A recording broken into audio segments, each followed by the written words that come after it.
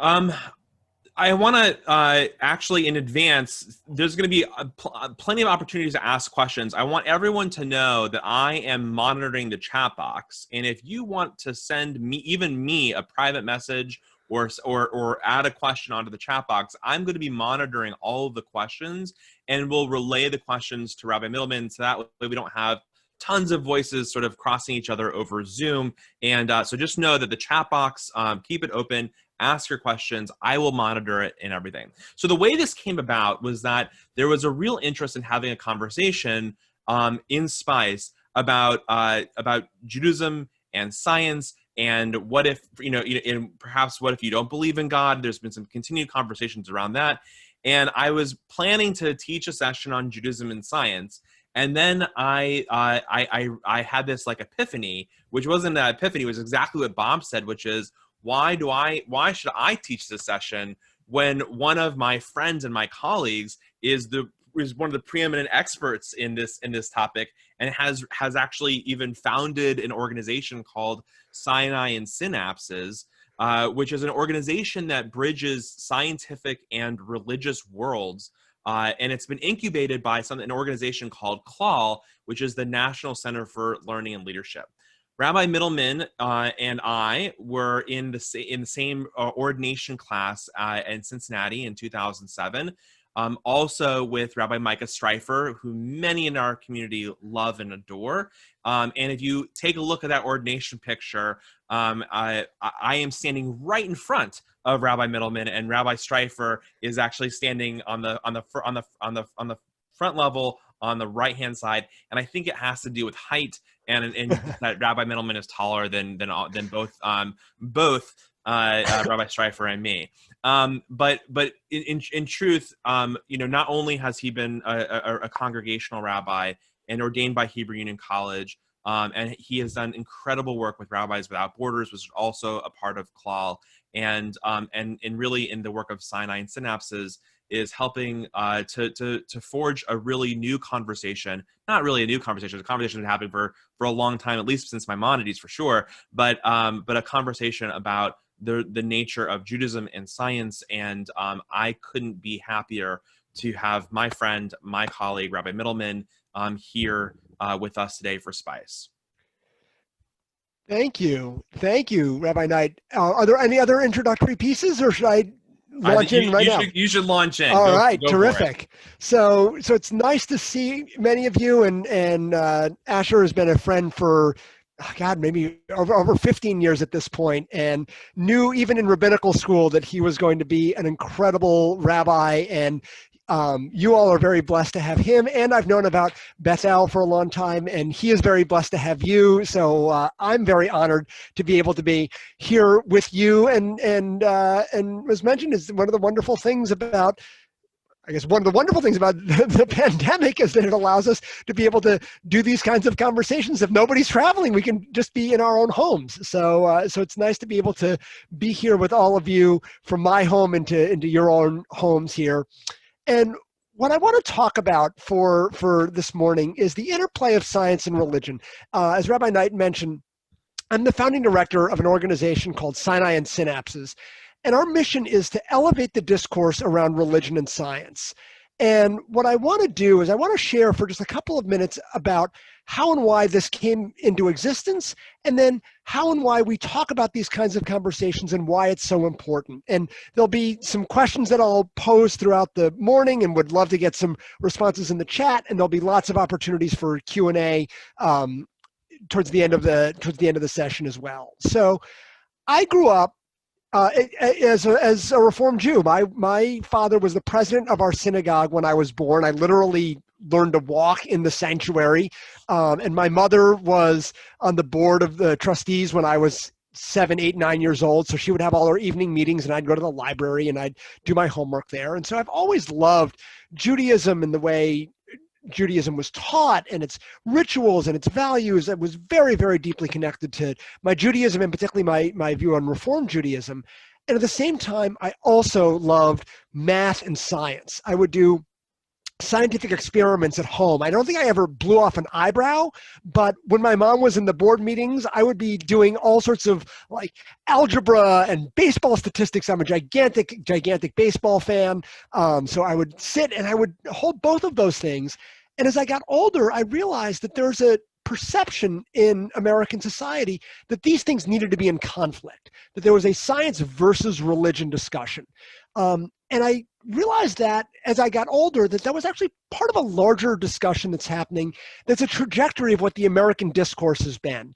And this is probably something that you all are experiencing even more in North Carolina than I do in suburban New York, right? I'm just outside of New York City. Where you all are, this is probably something that you may be seeing even more so than I am, which is that the public conversation has really changed from thinking about, oh, that's an interesting perspective. Tell me about why you are buying into these particular belief systems or policies or ideas. Really, what's keeping you up at night? What's getting you excited in the morning, which is, the community organizing that both Rabbi Knight and I have gone through. Those are the questions that were happening maybe 30, 40 years ago. But then it became, no, I'm right. And then that question became, no, I'm right, you're wrong. And now it's become, I'm right, you're stupid. And it's even at this point now of, I'm right, you're evil. And it's become a polarization where actually it's two sides, where one side is viewed as scientific, but linking in with scientific, it's viewed as scientific, but it's also educated and liberal and often urban. And on the other side is viewed as religious, but that then gets tacked on with conservative and uneducated and usually rural. And there's a perception that if you buy anything from either of those columns, you've got to buy everything in that column.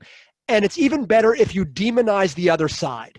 What's really become the public discourse right now is not to actually try to solve problems, it's to score points.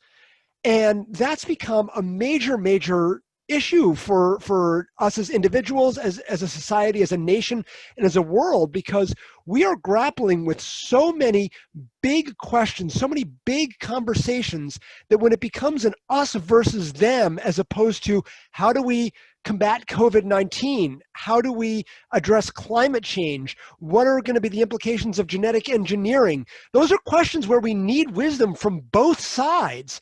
And if it becomes an us versus them mentality, then we have totally lost not only our ability to engage with people that we may disagree with and build a sense of community, we're going to be losing our ability to really address some of these biggest questions that we're struggling with. And so that's why we've started Sinai and Synapses. That's a lot of what we aim to be able to do, which is to be able to think about how can we talk about the conversations that we need to talk about them, and how can we engage with people that we may disagree with, that we may not even like, but they're part of our community. And we need to be able to at least address some of these questions. So what I want to do is I want to present 4 different models that the science and religion conversation is happening right now. They're going to be in increasing levels of sophistication, and they're all going to start with the same 3 letters. They're all going to start with the letter C-O-N. And what we're going to do is we're going to look at those 4 models and to be able to see how is this part of not just the science and religion discussion, but how does it play into questions of identity and belief system and ideology and politics? Because when we think about science and religion, these are not separated issues. They're part of what it means to be human. And so when we're thinking about how we talk with other people, it's not just a science and religion discussion. There's a lot of other baggage and questions that we need to think about. So when we're saying, how do we talk about science and religion? We need to say, okay, how are we actually talking about it? And can we do it in a more productive kind of way? So what I want to do is I'm going to share my screen. I'm going to share my screen a few times in here. Just a couple of models to be able to see ways that we can think about and talk about this interplay of science and religion. So the first model that I want to share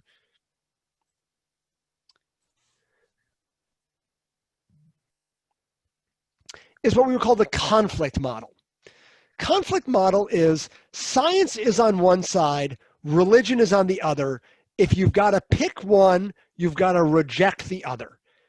And that is the image that I think most of us think that America buys into. We're going to say what actually is true on this. But when we think about science and religion, this is the model that tends to go to our mind, in large part because conflict sells. If you're reading the newspaper, you're watching TV, you're checking the blogs, you're looking at social media, you're going to find conflict generally because that's going to get you the eyeballs here. But I want to unpack this and tease this out a little bit. And a lot of our time this morning, we're going to spend most of our time actually on this model because this is what we think the model is in America. And I want to tease this out a little bit because it's very, very easy to be able to say, how could these people possibly be thinking in this kind of way? But that's not helpful. I think there's a great line that I love, which is when you don't know why someone's acting in a certain way, get curious, not furious. And I think that's a really important maxim. And so as we're thinking about people who buy into this model of science or religion, the first thing that I want to do, and you can type this in the chat if you'd like, is when you think of this model, who comes to mind? And it can be people that you know personally, it may be people that you have read about, you've seen in the public sphere. When you think about this model of if science versus religion, if you pick one, you reject the other, who comes to mind? So you can just type this in the chat here. Would love to hear what people think of. Usually this gets a lot of energy here. So Bill Maher is the first one. Yeah, Bill. Yeah, we'll talk about Bill Maher in a moment. Bill Maher is one that a lot of people think about in this kind of way. We'll talk about on both sides of this. But when you think about this conflict model, who is it that pops into your head? The Israeli rabbinate, and Trump. So when I present this sometimes, and I present this a lot, by the way, very often because I'm in suburban New York, tend to be very northeastern liberal communities. And so some people will say Republicans, and I'm going to say, no, that's not accurate. And so they'll then say, somebody said this very accurately, Christian fundamentalists. And I'm really glad you brought this up because there is a distinction between Christian evangelicals and Christian fundamentalists. And there's definitely an overlap. There's definitely an overlap here, but they're different perspectives here. And this was not something that I, as basically a liberal Jew, didn't really understand this distinction until actually I went to a scientific conference about Christianity and science. Evangelical Christians are Christians who want to be able to say, Jesus Christ is my Lord and Savior. That's where that comes in. But there are a lot of actually liberal evangelicals. A fundamentalist is somebody who says the Bible is literally true. If they have a bumper sticker that says God says it, I believe it, that settles it. When somebody said Orthodox Jews, when there's a level of fundamentalism, and even, by the way, Orthodox Jews tend to be a little bit more liberal on this, but if you think about there's a group actually in Brooklyn just yesterday that were burning masks in this way, right? I'm anti-science. So we can think about people who are saying, I am a fundamentalist on this way. There are people who would say, I am going to accept religion and I'm going to reject science. And we can think about, and you may know people who buy into this model. My experience has been with a lot of the Jewish community, that's a very hard mentality. It's difficult to be able to get curious about that mentality. The reaction is often, oh my God, how can they not be accepting science? Why would they possibly believe this in this kind of way? And I want to try to get into that mindset a little bit, to try to get curious and not furious. I think there are a couple of different pieces of this, of why a fundamentalist might accept religion and reject science. There are a few different reasons. One is they are not rejecting science as a whole. How do I know this? Because almost every single Christian fundamentalist has one of these. Almost every Christian fundamentalist has a refrigerator. Almost every Christian fundamentalist goes to a doctor when they're sick, right? They are not rejecting science as a whole, because there's science and technology interplay. That what it ends up happening is that there's really two main pieces where there's a pushback against science. One is evolution, and the other is climate change. That tends to be where the pushback is. Why? Well, the climate change has become a little bit of a political issue. What's interesting is that it's also there have been elements of COVID-19. Hydroxychloroquine has become a little bit of a political issue in this way. And if you think about it, if about a year ago, if somebody had said, "What do you know about hydroxychloroquine?" you would have gone, "I've never heard that word. How do I even pronounce it?" But now it's actually become a little bit of a social marker. And so when something becomes politicized, it becomes an identity marker in this kind of way. So climate change and hydroxychloroquine and masks, for example, that's become political markers. And that actually, I think, is an important piece, because if you think about a social marker and a political marker to be able to say, this is part of my group, churches and synagogues too, Bethel too, right? Like any religious community, it is not only a collection of belief systems. The reason that you are probably members of Bethel are the same reason that people are members of churches, right? It's a social group. It's a connection. When somebody dies, they're there to bury that person. When somebody's sick, they connect with you and they help visit you in the hospital. When a baby is born, they will deliver food. It's your social circle. If you say something that is going to be antithetical to your social community, you may get ostracized. So if you are a person who is a strong fundamentalist and you raise some questions that the rest of your community raises, there's going to be a lot of pushback. There's going to be a real risk there. So I think we can understand a little bit about sociologically why it might be dangerous to wade into some waters that may be a little bit scary. The other reason that I think a lot of fundamentalists push back against at least evolution and that scientific piece is more of a philosophical element, because there are no fundamentalist Christians that are being able to ask school boards to say, we should not teach Newton's laws of motion. They will corrupt our children. God forbid our children should learn about Newton. Nobody is fighting against the second law of thermodynamics. Nobody's talking about that. What they're pushing back against is predominantly evolution, and particularly evolution by natural selection.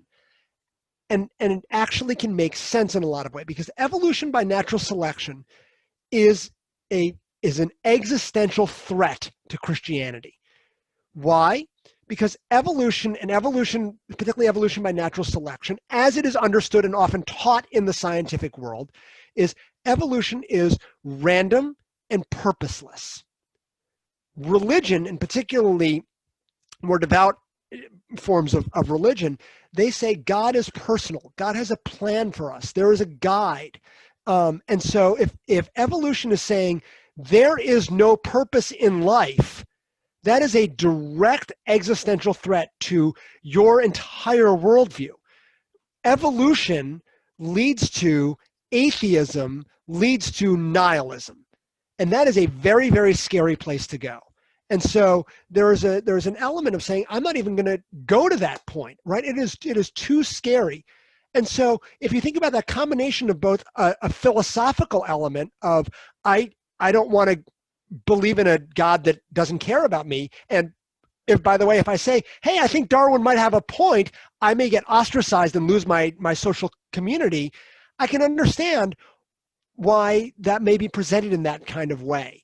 And it's generally, it's not an outlook that we understand or buy into, but I think we can, if we're curious and we push a little bit, there's a sense that we can make sense about that. I want to talk about the other side of the other conflict element of why people might accept science and reject religion.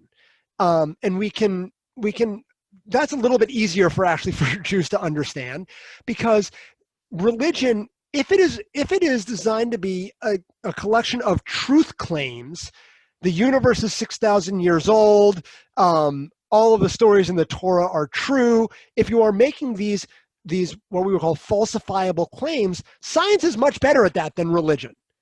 And again, when it becomes a political piece, science is designed at its best to be able to try to help, whether that's addressing public health issues or that's trying to better our planet. If that's what, that's where science tries to present itself. And if there's a religious entrenchment against those movements, then you're going to aim to try to fight back. And so we can very much understand why a lot of scientists would push back against religion here. And yet it's really problematic. There's a few different reasons as to why this is problematic and why this model is problematic here. There are a few different reasons why this is a problematic model. And there's a whole variety of reasons as to why this model doesn't work very well. One is that generally people punch down on both sides. Scientists will argue against the worst caricatures of religion, and religious fundamentalists will punch down against the worst descriptions of science. And so they're not arguing as a machloket l'shem hashamayim. They're not arguing to be able to say, here's what the truth is going to be. The arguments tend to be on social media and caricatures of each side and the worst excesses of both sides, as opposed to being able to say, let me explore what they're trying to do and how they're trying to do it. Again, it becomes a point scoring contest on each side. So that's one element. There are arguments they argue against straw man arguments, not the actual religious or scientific arguments about this kind of way. And again, it's hard to be able to talk about nuance, because talking in nuance, social media is not particularly conducive to a nuanced conversation here.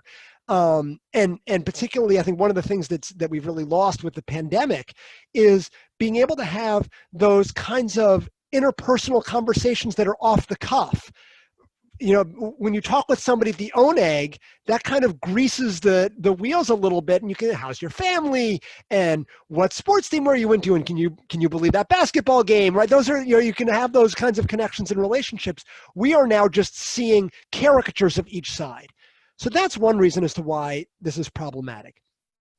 The other reason that it's problematic is that it creates a destructive rather than constructive conversation.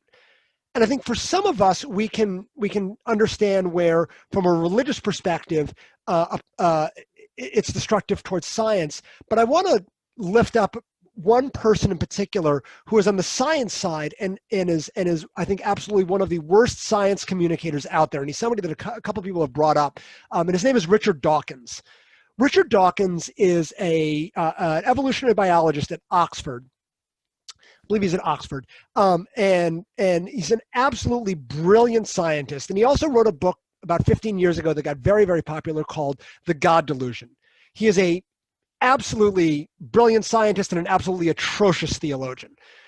He is somebody that would be described not just an atheist, but he's somebody we would describe as an anti-theist. It's not that he doesn't believe in God. He thinks that there should not be a God. He's described sometimes as one of the four horsemen of the atheist apocalypse, with people that you may have heard of: Sam Harris and Christopher Hitchens, and Daniel Dennett and Richard Dawkins. Bill Maher is very much in there. There's a guy named Jerry Coyne at the University of Chicago. But 8 years ago, Dawkins wanted to hold what he called a reason rally in Washington, D.C. in April of 2012. So it was an election year. Again, things have not changed that much in 8 years in this way, but imagine that you were thinking that you would go to a reason rally in Washington, D.C. to be able to say to your politicians, we would like you to use reason to be able to make policy decisions. All you know is there's going to be a reason rally in Washington, D.C. Raise your hand if you think a reason rally would be a good thing and you would want to go. All you know is it's a reason rally. Yeah, most people would say, yes, I would like a reason rally in this kind of way. So I'm going to share about 2 minutes of toward the end of his talk at the reason rally. And I want you to imagine, he's going to talk about Catholicism and Catholics. And by the way, Catholics, like Jews, like a lot of evangelical Christians, like a lot of people, their religion and their politics interplay in this kind of way. So I want you to imagine that you are, let's say, a mildly liberal Catholic, somebody who has mildly positive views on science. You don't care all that much, but you're curious to hear, what is the scientist going to say about my religion? This is this wonderful, top-notch scientist. I'm really excited to hear what he's going to say, and he's going to be totally reasonable here. So I'm going to share this short little clip of Dawkins, and let me pull this up.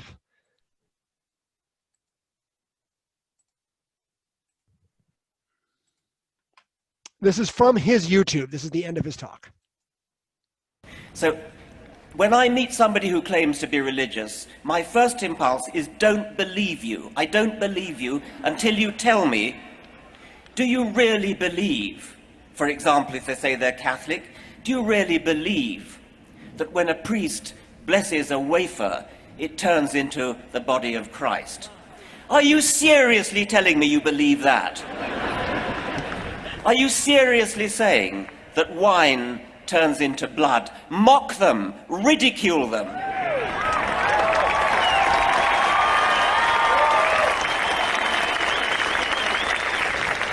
In public, don't fall for the convention that we're all too polite to talk about religion. Religion is not off the table. Religion is not off limits. Religion makes specific claims about the universe which need to be substantiated and need to be challenged and, if necessary, need to be ridiculed with contempt.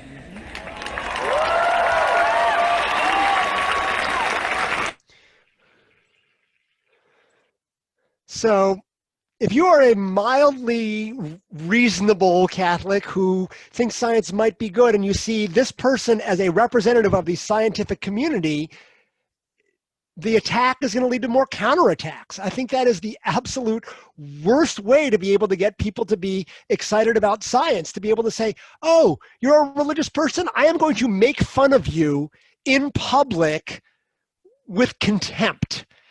Contempt is actually one of the absolute worst ways to be able to engage people in a political discussion here. So what ends up happening is that it, again, it brings the conversation into the gutter rather than elevating it. Now, the last reason why this model is so problematic is actually a reason that it's a little bit hopeful. It's actually only about 25% of the American populace who buys into this model. We think it's about 80, 90% of the American population that buys into this model because that's what gets all the press.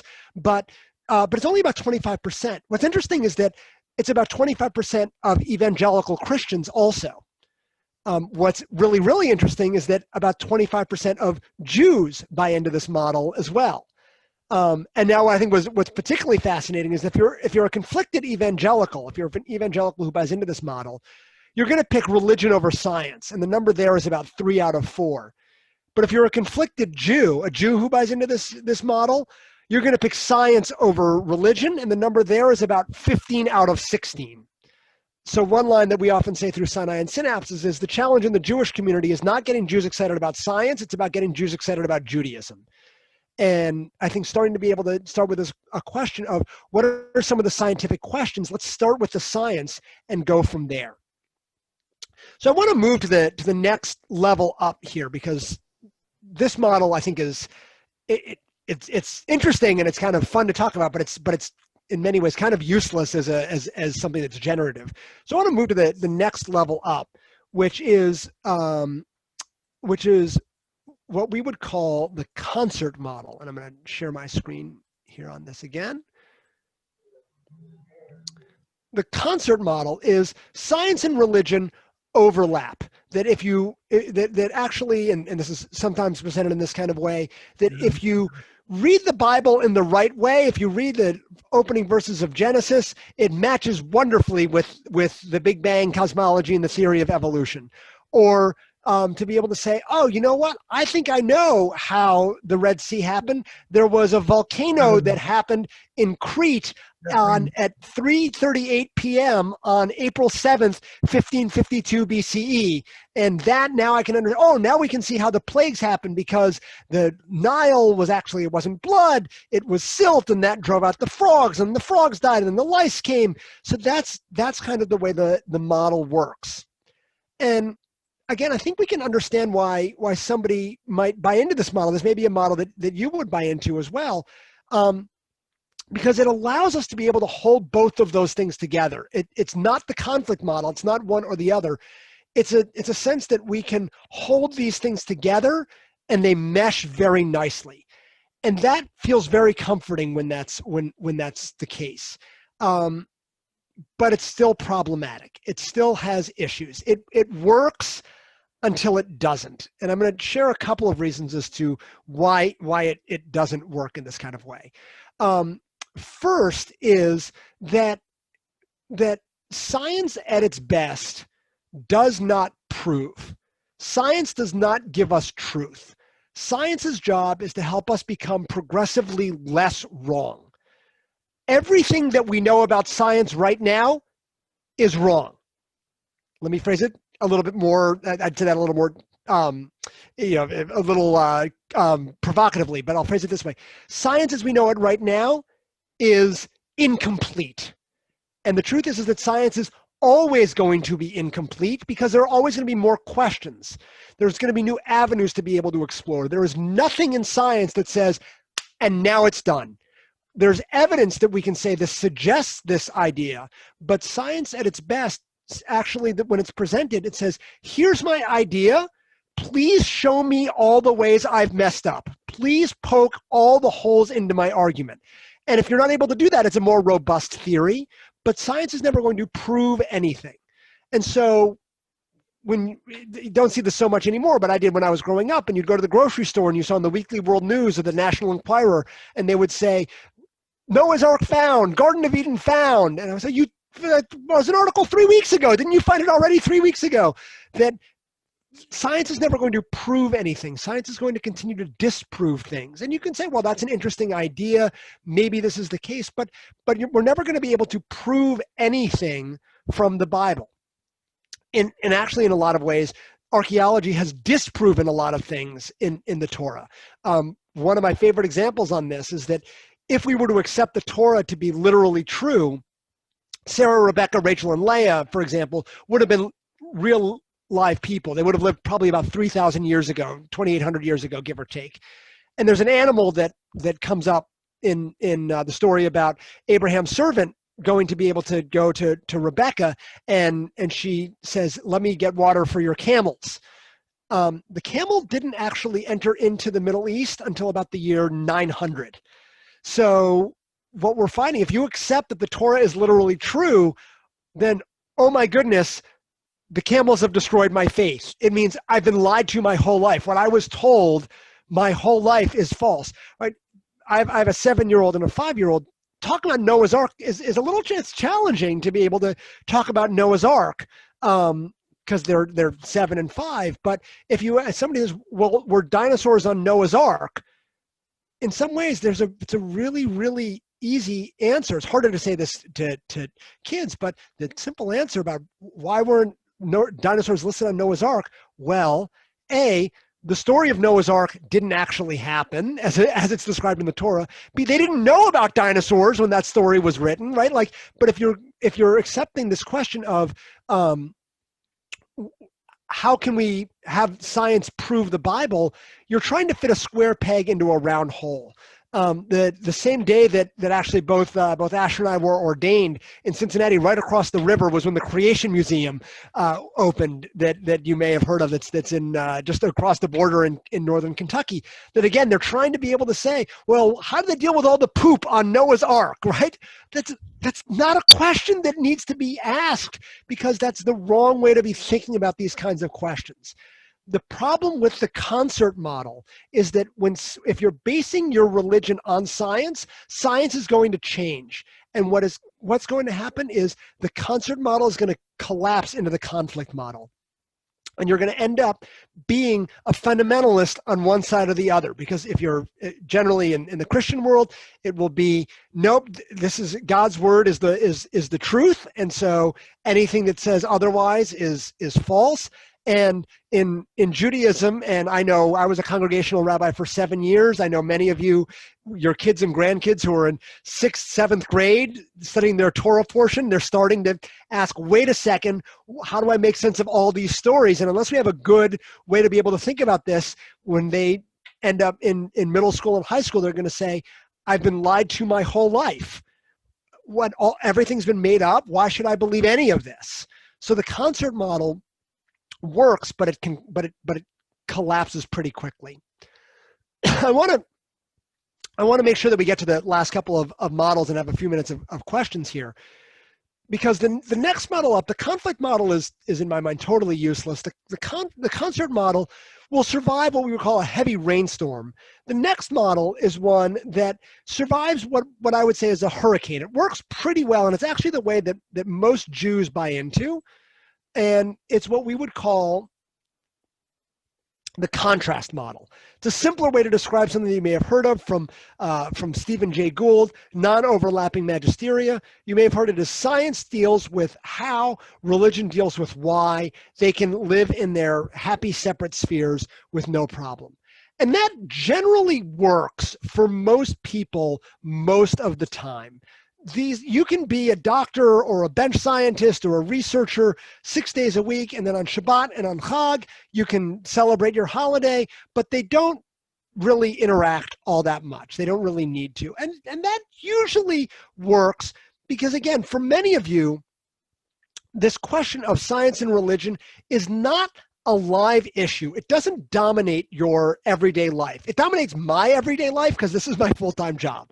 But for many of you, your questions are, what mask do I need to wear to the grocery store? Do I have enough milk? Am I going to see my kids or my grandkids? What's going to happen with my 401k? What's going to happen with my job? Right? There are questions that are going to be happening with you and your family and your community that are really, really, really pressing. This question of, is there life on another planet? That probably does not come up on a day-to-day basis and really impact your life, except for the fact that the way that we think and the way that we act and what we believe is part of a larger intellectual and cultural milieu. And that changes not instantly, but over time. They're what are called paradigm shifts. Because if we were to go in a time machine and I were to ask you in the year 1300, what is the center of the universe?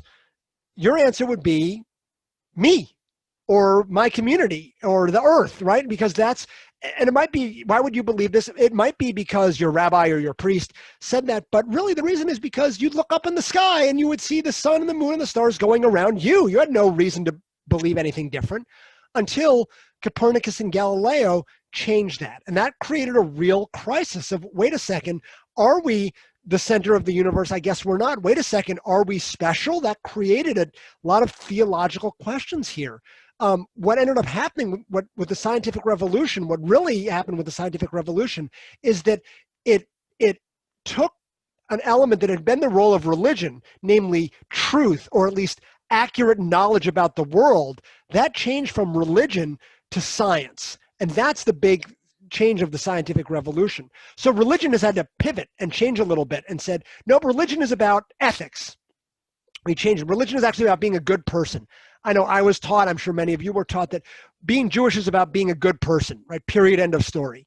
Well, do you know somebody who is religious and is not necessarily a very good person? Do you know somebody who is a good person and is not particularly very religious?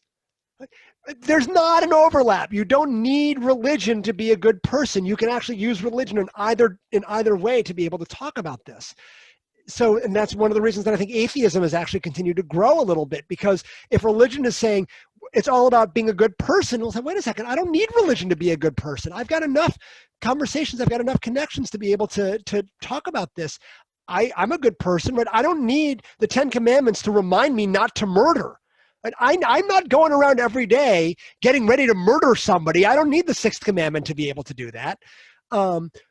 so what religion has really taken on is this question of what does it mean to be meaningful? How do we create a sense of meaning and connection?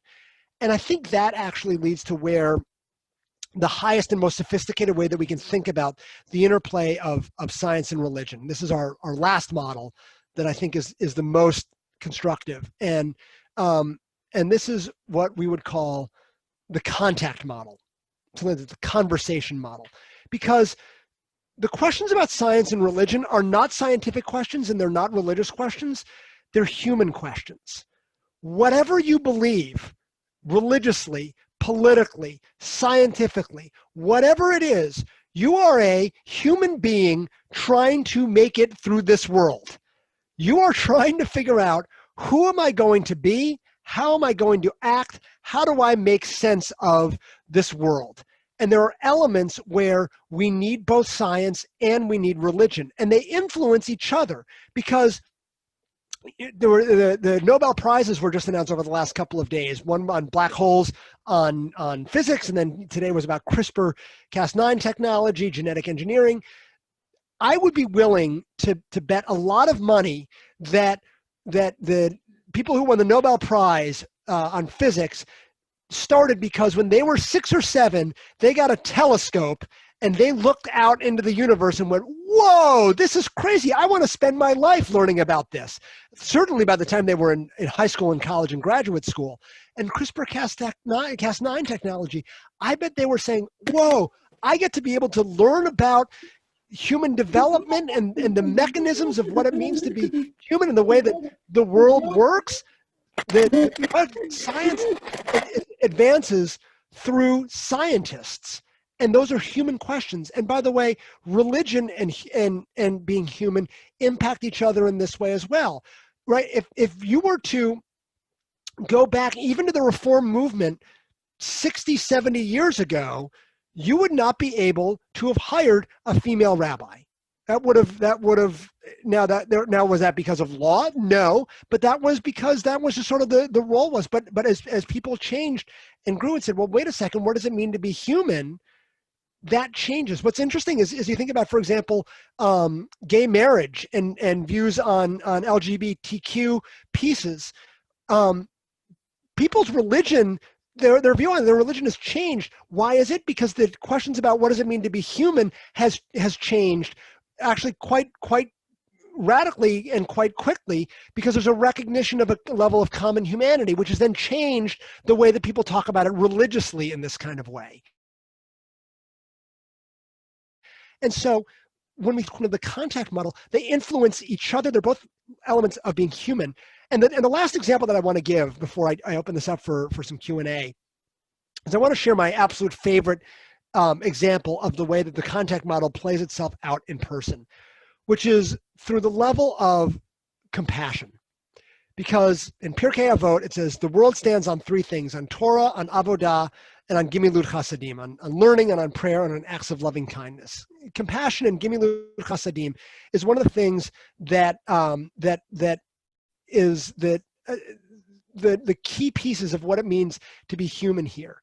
And yet, there's a professor at Northeastern University named David DeSteno, who is a total and complete atheist and loves religion. He has a new book coming out called How God Works, because one of the things that he wants to be able to say is religion is not just a collection of belief systems. It's a collection of norms and rituals and values that have been time tested for 3,000 years, 5,000 years.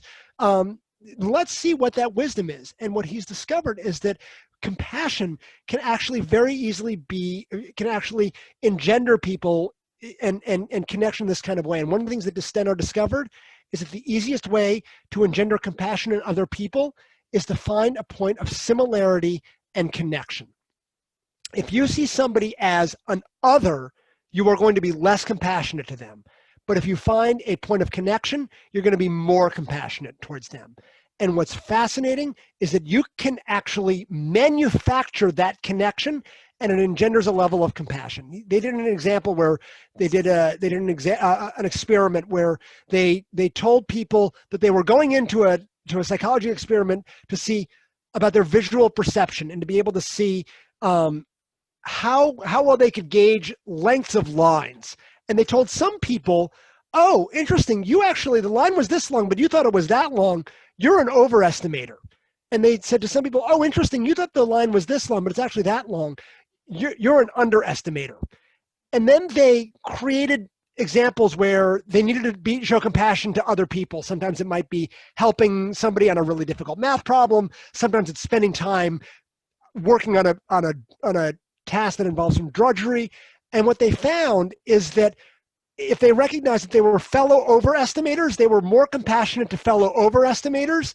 And if they discovered that they were both underestimators, there was more compassion to fellow underestimators. There is absolutely zero historical, political, religious history about being an overestimator or an underestimator.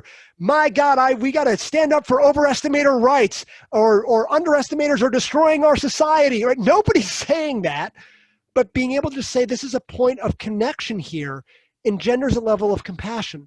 So as we think about these questions of science and religion, and we think about that, how that plays itself out in our society right now, being able to work together with other people, to be able to engage with other people, the most important thing that we can do is to understand our shared humanity, which doesn't mean agree with everyone, doesn't even mean like everyone, but it means that being able to understand what is our shared humanity, and we can find that both from religious texts and from scientific texts as well.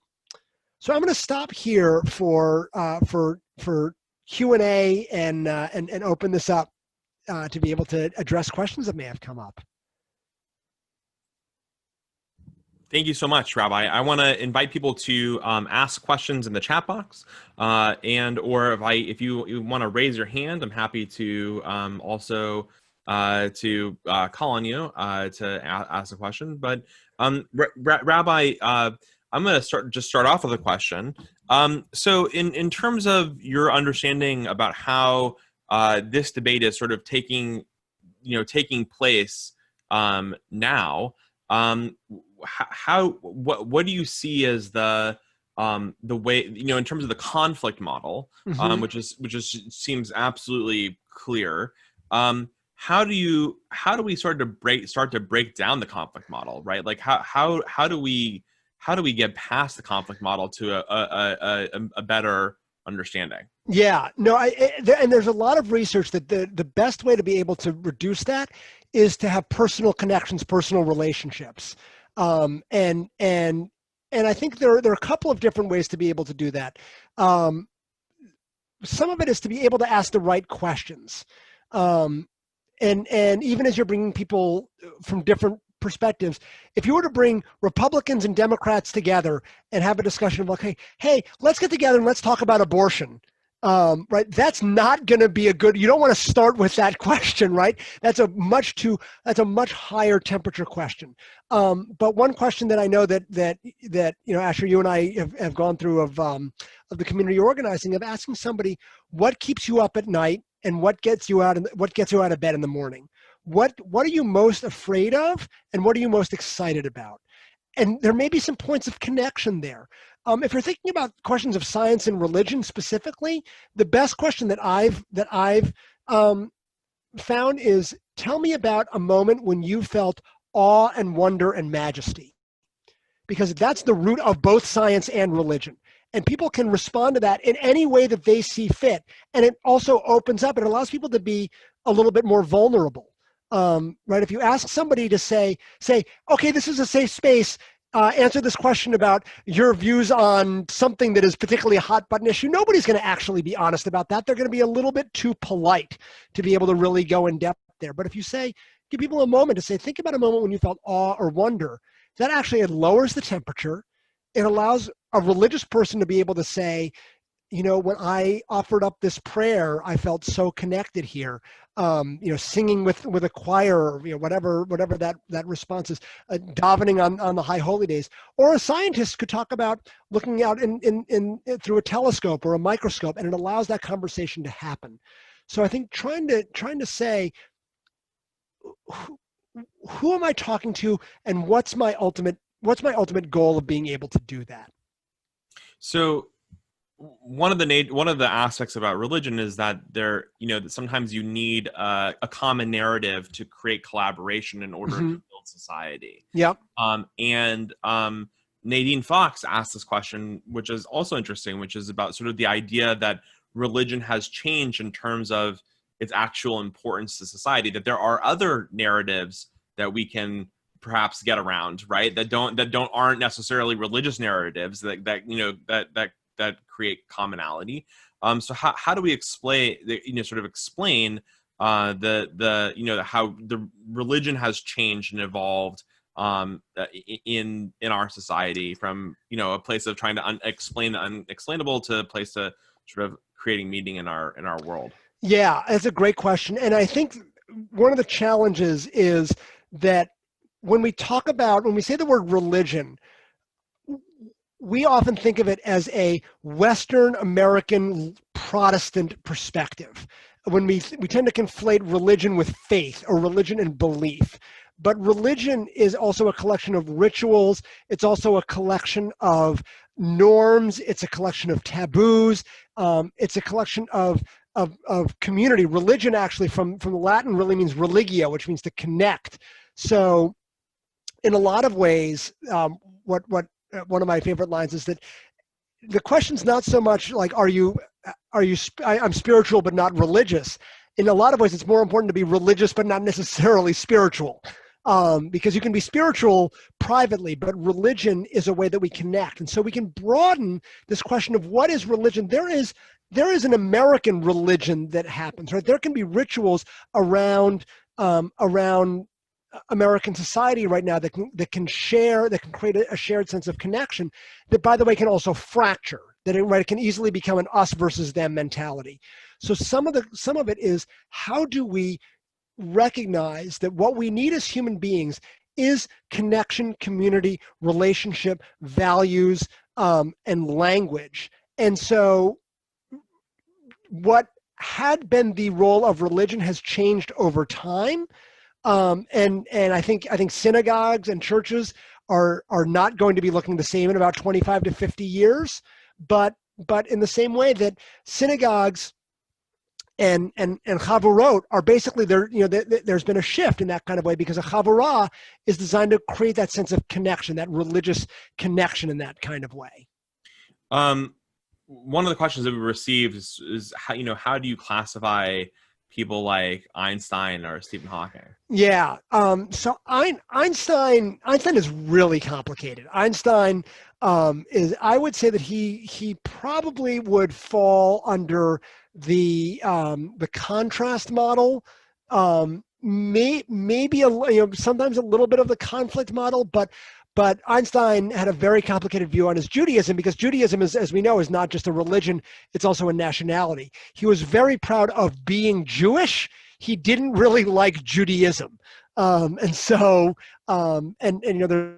line that he said that if my theory of relativity is proven, if my theory of relativity is proven correct, then Germany is going to say I'm a member of the world. But if it's proven incorrect, they're going to say that I'm a Jew, right? And so that Einstein's has a very complicated element and view on his Judaism. Hawking is pretty clearly a conflict person, but again, in the same way, forgive me, Asher, but I'm assuming that if somebody needed open heart surgery, they would not want to go to you, right? Because your area of expertise is not in open heart surgery. If somebody needs to talk to you about questions of theology or pastoral care or text, that's your area of expertise.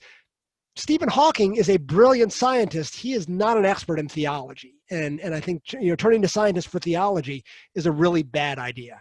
Yeah, this is my good hand. You do not you don't want me to go anywhere near a scalpel.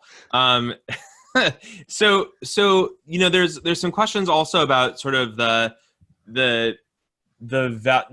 ethical questions that are currently framed as a science versus religion, as a conflict model, right? As science versus religion, right? We have a lot of those questions that are reemergent, particularly with the Supreme Court nomination and potential battle that happens there, right? Whether it's same-sex marriage or where there's real questions about sort of religion and state and how even like science religion. How do you see that coming into? How do you see this coming into the sphere of like public policy or the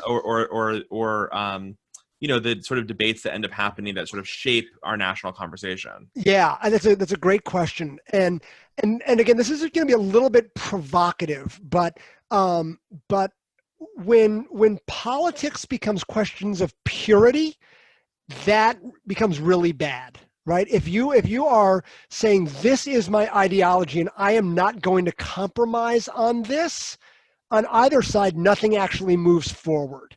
So I think sometimes when politics is framed in moralizing language, that ends up being counterproductive. Because if it's a moral right versus wrong, and most people are not actually in the right versus wrong, they're sort of on a spectrum, and they may actually be movable in this kind of way. So framing as clearly this is what needs to happen, it's not going to change the minds of anybody who already believes you because you're already on that side. And it's going to alienate the people who disagree with you. What's it actually going to do, it's going to further entrench the people on the other side as well. So if it becomes a question of same-sex marriage, for example, again, it needs to be questions of at least understanding the phrase that I love, which is animating anxiety. I'm seeing this, for example, of questions of combating gun violence, right? Everybody is against gun violence, right? Nobody wants gun violence. That's something that we're all against in some capacity. So what is the actual best way to be able to do that? And there's places like our friend Rabbi Joel Mosbacher, who's done a lot of work on Do Not Stand Idly By, working with law enforcement, working with different people. And this is also questions of policing, of being, how do you be able to create kinds of the questions of the relationships of what are the different stakeholders, what are they looking for? So in a lot of ways, the science and the religion can actually make it much more complicated because it becomes moralizing language, and it's each side saying, I'm right, how dare you believe anything else, as opposed to being able to say, okay, what are we ultimately trying to be able to do here? What's the job that we're trying to do? I think that what you framed, and just, to be honest, as we wrap up our session and our time together, is particularly challenging given what's happening with COVID. Mm-hmm. Right? That the debate about who's right and who's wrong, and about in terms of public policy around masks and healthcare and social distancing and all sorts of things, has been very painful. Yep. Right, for so many different people. And we have to somehow break through that conflict to get to something different. So there's and I wish I could remember the article on this, but I'm thinking about masks, which has become, unfortunately, a little bit of a partisan issue. It shouldn't be, but it's become a little bit of a partisan issue. And if you're somebody who wears a mask and you see somebody flouting the mask, a mask mandate, it is going to be ultimately counterproductive to say, how dare you, you're endangering me and you're endangering my family, you horrible, awful person. That's actually not going to get the person to wear their mask. There was a reporter, I think it was for The Atlantic, who ended up engaging with some men who and we'll use the phrase, who buy into sort of what we call toxic masculinity and say, I will not wear a mask for whatever reasons. And she actually engaged in that conversation, as opposed to shaming them, as opposed to saying, you are a horrible person, your toxic masculinity is going to destroy us all. She actually engaged with those conversations and explored, and she was actually able to get, I don't know what the number was, an extra 25, 30% of these people to put a mask on. Right? So if your goal is, let's get people to wear masks, we need to think about what's our strategy going to be here. And so shaming other people, and on some level actually understanding that we are going to be imperfect. Everyone is going to be imperfect on these policies, that being able to say we're living in a gray area. And so it's becoming I am a good person by wearing a mask and you are a horrible person by not wearing a mask. That actually is going to make it a lot worse than trying to be able to address some of these questions. Rabbi Mitelman, I want to thank you for your time today. Bob, I want to pass it back over to you to make sure that you have the opportunity to say anything, and just really thank you for enlightening the four ideas. And four concepts have been really helpful for framing it for me. I wouldn't have approached it that way, and very much appreciate both your expertise and of course everything that you are, Rabbi Mitelman. Thank you so much for being with us today, Bob. Thank you. Yeah, thank you, Rabbi. It was fascinating, and it's food for thought. I mean, it's a different way of looking at things, and I think more of us, can we get you a national television show? More of us should hear this. If you know anybody who can, that's. Well, Bill Maher would be glad to host you. Yes, I'm sure that would go well. But that's. Yeah. So I wanted to thank you. I wanted to thank again Nancy and the program committee for what I think is a great kickoff to what will be a great season. And we look forward in 2 weeks to seeing all of you on the 21st at 11 o'clock, where Alan Kaufman, who many of us have heard play wonderful music before, will be talking and playing on From Berlin to Bernstein, From Hammerstein to Brooks, the influence of Jews on Broadway. So that should be an interesting and fun and entertaining session. In the meantime, all of you, stay safe, stay well. Thank you. Thank you, everyone. Thank you all. Rabbi Mitelman. Yeah. Can you stay on for 1 second? Sure.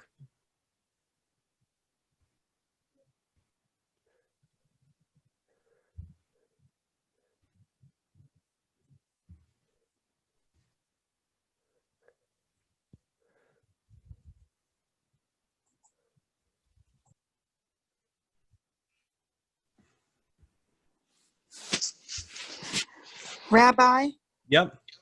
it's Leslie. Hi, Leslie. Could you remind